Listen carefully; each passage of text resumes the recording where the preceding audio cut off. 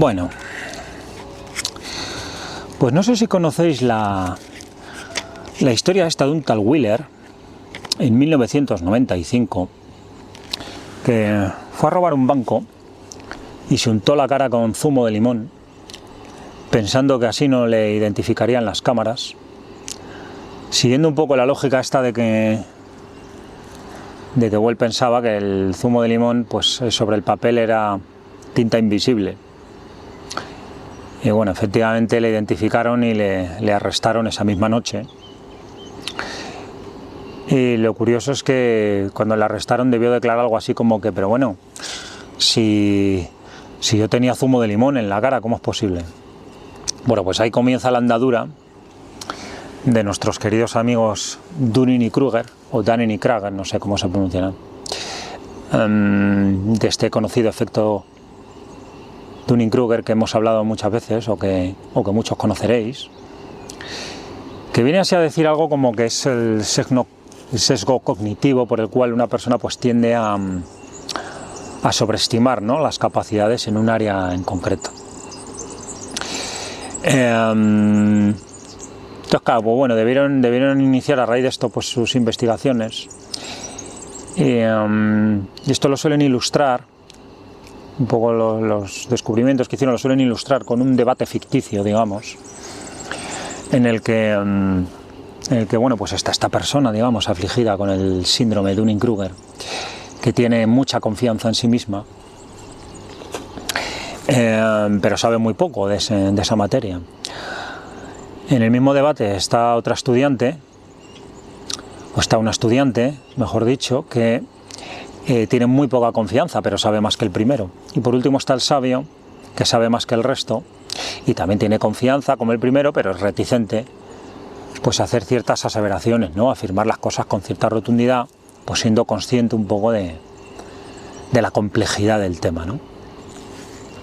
Y lo curioso de este estudio, es que el clamor popular al final pues se lo lleva el primero, ¿no? O sea, la victoria, digamos, del debate, de la victoria popular, al final es del primero, por la confianza que traslada, ¿no?, al resto de la gente, pese a que no tenga a lo mejor ni puñetera idea del tema.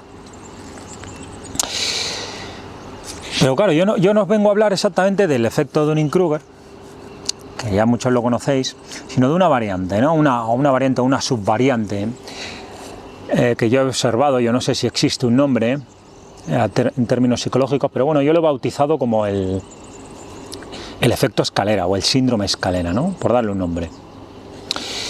Y esta variante vendría a decir algo así como que, o vendría a explicar la gente esta, que yo creo que nos ocurre a todos en menor o mayor medida, que piensa que de la teoría a la ejecución pues solo hay un peldaño, cuando lo cierto es que hay un montón de peldaños, ¿no?, que conforman una escalera, ¿no?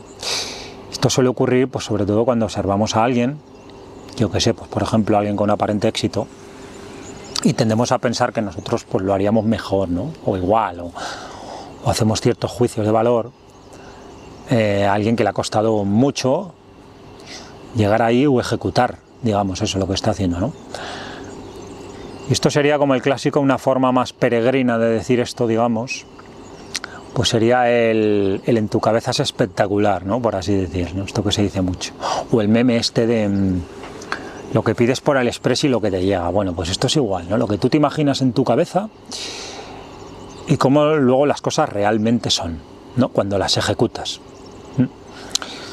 Luego pasa que muchas veces no lo ejecutamos y nos quedamos sin saberlo, ¿no?, y tendemos a pensar que todo es mucho más fácil de lo que es, obviando un montón de matices, ¿no?, y de factores, ¿no? Entonces, bueno, ¿yo por qué quería hablar yo de esta variante? Pues porque yo, pues por suerte o por desgracia, siempre he sido ese tipo de persona que es un culo inquieto toda la vida, y siempre he estado involucrado en multitud de proyectos, he estado metido en multitud de historias y de pequeños y grandes proyectos. Entonces os podría dar la chapa aquí con un montón de ellos, pero bueno, solo os voy a dar algunos ejemplos para ver si consigo trasladar esta idea. Pero yo, por ejemplo, pues yo qué sé, pues en otra vida, pues hace ya unos cuantos años, me dedicaba de forma amateur a la producción musical. Bueno, de forma amateur, ya con los años pues fue semi-profesionalizando de alguna manera, ¿no? Iba ganando algo de dinero, algo de pluses, compaginando luego en mi trabajo, ¿no? Y entonces, bueno, yo grababa a la gente en el estudio y hacía todo eso que es esto, que es sobre todo el tema de la mezcla, que es ahí un poco, que no es esa mezcla que algunos piensan de los DJs y tal, ¿no? Sino la mezcla de la producción, pues es un poco donde se plasman ahí los conocimientos y tal, un poquito la parte más creativa, digamos, ¿no? Entonces yo recuerdo que venía mucha gente al estudio a grabar y venían con sus ideas en la cabeza, ¿no? Y en su cabeza era espectacular. Entonces ellos me decían un poco cómo hacerlo y lo que querían hacer. Y la labor del productor es trasladar eso a la práctica, ¿no? Ejecutarlo, ¿no? Ejecutar esa teoría. Ellos, claro, ellos venían con una idea, la intentaban llevar a la práctica y claro, de lo que ellos pensaban a lo que salía ahí un churro terrible, ¿eh? Pues claro, pues nada que ver, ¿no? Y entonces esto me ha ocurrido pues en un montón de ámbitos y de proyectos en los que me he visto, yo qué sé, pues organizando eventos, por ejemplo, o por ejemplo os puedo contar, yo por ejemplo que soy aficionado a la fotografía, y alguna vez pues me ha tocado hacer algún evento, por ejemplo, pues hace unos años estuve haciendo las orlas de un par de clases del colegio. Pues claro, la gente tiende a pensar que esto solo es, yo que sé, o comprar equipo, o que lo hacen en un momento ellos con el móvil y que queda más o menos igual, quizás un poco menos de calidad o lo que sea, ¿no? Y lo cierto es que no hay ese peldaño que ellos piensan, ¿no? Es una escalera, pues porque hay miles, cientos de miles de factores que nunca tenemos en cuenta, ¿no? Pues yo que sé, pues en este mundo que os pongo de ejemplo, ¿no? Simplemente para ejemplificar. El mundo de la fotografía es que hay miles, ¿no? Pues tienes que tener en cuenta que los niños se mueven mucho, sobre todo cuando son pequeños. Tienes que tener en cuenta la hora exacta para saber por dónde entra y sale el sol, la cantidad de luz natural y artificial que vas a emplear.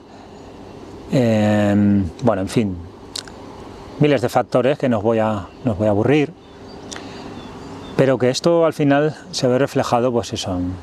Seguro que si vosotros pues os habéis tenido otro hobby similar, pues lo habréis visto, ¿no? La gente que tiende un poco a subestimar esto, ¿no? Entonces, bueno, esto sería así como el clásico hazlo tú, que a veces decimos, no, oye, pues hazlo tú. Si te parece tan sencillo, hazlo tú, ¿no? Por ejemplo, yo también, que antes pues daba más charlas un poco en lo que es mi profesión, ya sabéis que yo soy, ya lo he comentado alguna vez, soy picateclas, ¿no? O sea, todo el mundo de la programación, que ahora está en boca de todos, por el tema de la IA, pues por cosas del chino, pues sí que hubo una época donde tuve que dar más charlas y tal, y aunque era algo que me gustaba, y me gusta, pues resulta que no es tan fácil como algunos pensaban, ¿no? Hay que ponerse, y todos los que os hayáis puesto delante de gente, pues que es algo que sí que ya es más, a lo mejor más frecuente, pues habréis dado cuenta de que no es tan fácil, ¿no? Y esto vendría a ser, como digo, pues como el clásico hazlo tú, y esto siempre me recuerda al anuncio que ya tiene unos cuantos años, estoy seguro que la mayoría lo habréis visto, del tipo gordo que está ahí en el sofá, completamente fuera de forma. No es padre de familia que está viendo un partido o una final de un partido de fútbol. Y tienen que tirar un penalti y dice, ese lo meto hasta yo, ¿no? Entonces no recuerdo de qué era el anuncio, pero le plantan ahí en medio del campo a tirar el penalti, ¿no? Frente a todo el público, las cámaras, el silencio. Y siempre me ha resultado graciosísimo. El anuncio no sé qué anunciaban, pero era muy gracioso. Y yo no sé si al final, imagino que al final pues lo falla y hace un ridículo estrepitoso, pero ilustra muy bien de lo que estamos hablando, ¿no? De este efecto escalera, digamos, ¿no? A veces pensamos que es empujar con el pie y muchas veces pues no es tan sencillo, ¿no? Entonces, bueno, yo como os comentaba que yo barro siempre para mi casa, Pues en mi profesión yo, sobre todo en los últimos años, que cuando he tenido ocasión de llevar algún equipo, pues yo siempre, por ejemplo, tenía la norma, o más bien la prohibición, de que nadie en el equipo dijera esto de que esto es una tontería, ¿no? Esta funcionalidad, hacerla cuando estimábamos los tiempos, pues que la gente dijera que esto es una bobada, ¿no? Y que se hace en un momento.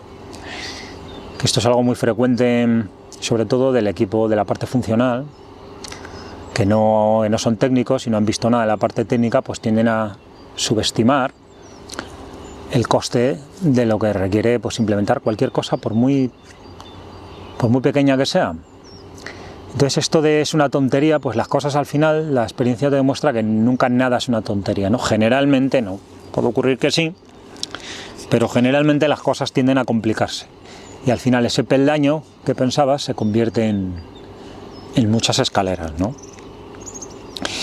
Y entonces, bueno, yo os he dado aquí una serie de ejemplos, pero lo importante aquí es tener en cuenta que, pues eso, que cuantas más disciplinas toques en este aspecto, más eres consciente de lo que cuestan las cosas, ¿no? Del salto que hay de la teoría que hay en nuestra cabeza, por mucho que la conozcamos, a la ejecución real, ¿no? De las cosas. Es esa conciencia, ¿no? Que muchas veces menciono una palabra clave aquí, ¿no? La conciencia de lo que desconoces, ¿no? Entonces, bueno, por seguir así un poco con la línea de los ejemplos, por si no ha quedado suficientemente claro, esto yo creo que se ve muy bien también en los deportes. Yo imagino que muchos de vosotros, pues sobre todo si sois chicos, pues habréis jugado al fútbol. Pues yo jugué muchos años al fútbol de chaval, como la inmensa mayoría. Y luego también de mayor, y yo jugaba solo a fútbol sala o fútbol 7. Y una vez, ya pasado los 30, me puse por primera vez en un campo de fútbol 11 y os podéis imaginar, ¿no? Un ridículo catastrófico, ¿no? Y uno tiende a pensar que yo que sé, el campo es más grande y ya está, ¿no? No hay nada, ¿no? Pues no, ¿no? Y por ejemplo ocurre igual, yo por ejemplo me gusta mucho el tenis, he practicado tenis unos cuantos años. Y por ejemplo en el tenis una vez nos dio el profesor en una clase por grabarnos con una GoPro de estas, y cuando nos puso los vídeos, pues os podéis imaginar, ¿no? Un ridículo espantoso. Es decir, de lo que muchas veces creemos en nuestra cabeza que estamos haciendo a lo que realmente estamos haciendo, pues suele haber más de un peldañito. Suele haber algo más.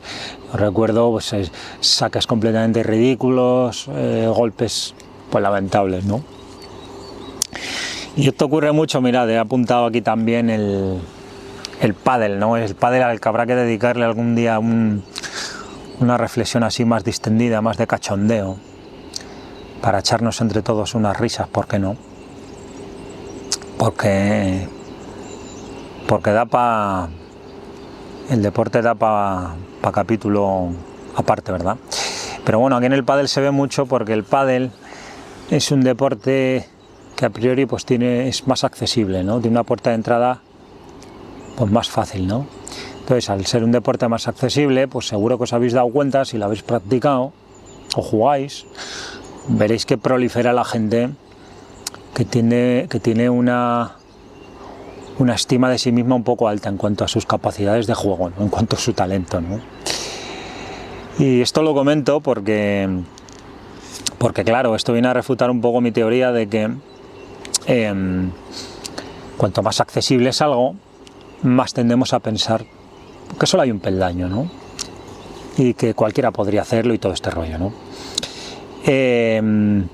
Y claro, en uno de los estudios que hicieron nuestros amigos Dunning y Kruger, pues para ver si era una cuestión cultural, que dedujeron que efectivamente pues, algo tenía que ver, algo influía, pues le hicieron la pregunta a los estadounidenses de si ellos creían que conducían mejor que la media, y el 93% dijo que sí. Fijaos, 93% pensaba que conducía mejor que la media. Claro, conducir ya sabéis que es algo, bueno, en cuanto aprendes todo el mundo piensa que que no tiene mayor misterio, ¿no? Es algo muy accesible. Se lo preguntaron también a los suecos por comparar y en los suecos pues bajaba bastante, no era un 67%. Pensaban que conducían mejor que la media. Y luego por último se lo preguntaron a los japoneses y vieron que era todo lo opuesto, ¿no? Tendían a subestimarse.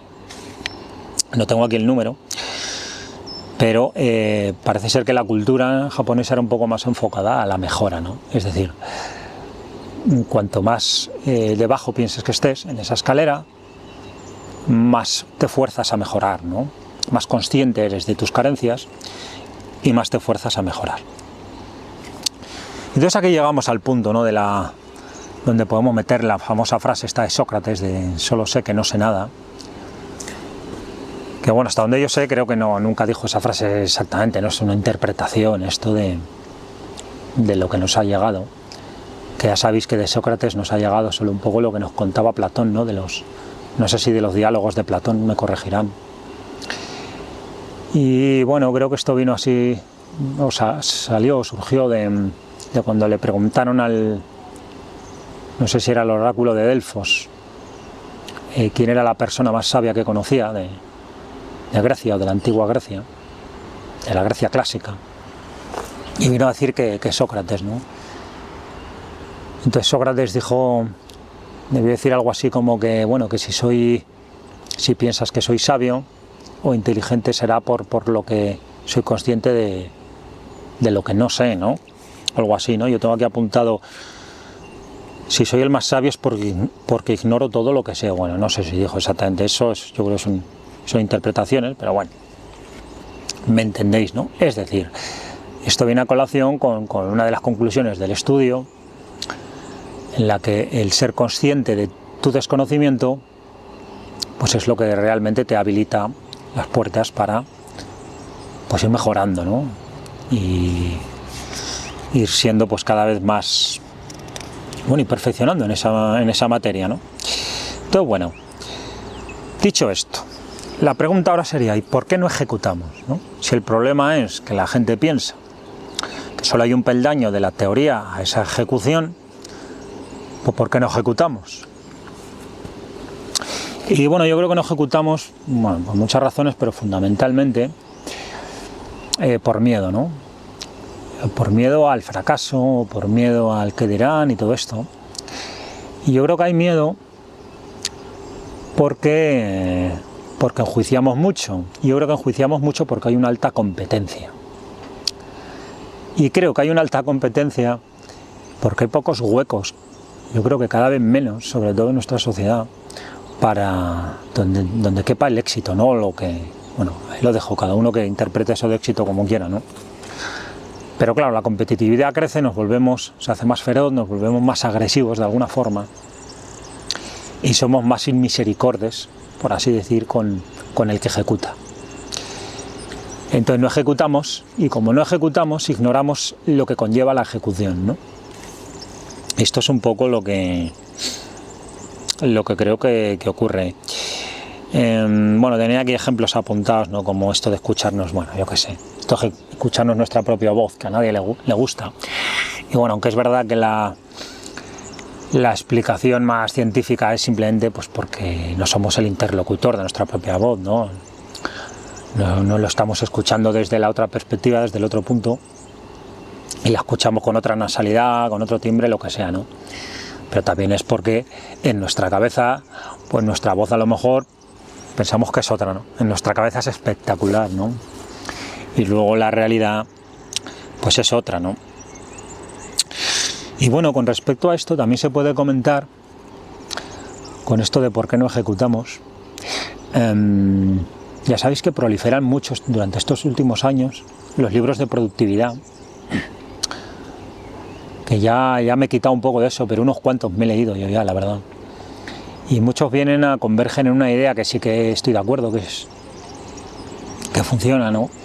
Que es que muchas veces pensamos que para ejecutar, bueno, pues hay que sentirse inspirado de alguna forma, o tienen que venir las ganas y luego ya saldrá, y es al revés, ¿no? Hay que esforzarse, un poquito, aunque sean 5 o 10 minutos cada día, ¿no? Con cierta frecuencia.